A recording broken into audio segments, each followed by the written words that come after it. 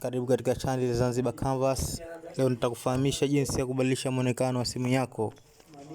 Kitu tunachotakiwa kufanya, utatakiwa uingie Play Store. Ukiingia Play Store utasearch application inaitwa Alpha Hyper Launcher. Alpha Hyper Launcher. Utaingia, kwa mimi nisha download, nitaingia open. Nikishaingia ndani nitaletwa kama hapa. Kitu cha kufanya, nitatakiwa kuingia setting, nitatoka nitakwenda setting ya simu yangu. Setting yangu itakuja hapa. Nitaingia sehemu imeandikwa apps, ambapo app ni hapa. Hapa ndio app.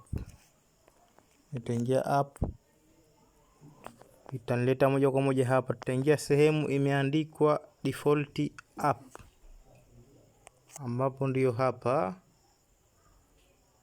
Nikiingia default app italeta hapa. Hapa nitaingia home app.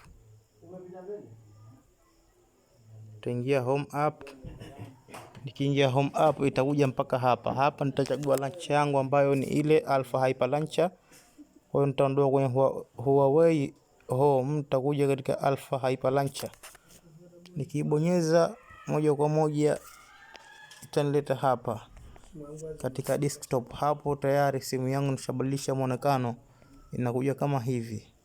App zako zote utazikuta hapa. Ukipeleka hivi utaziona application zako.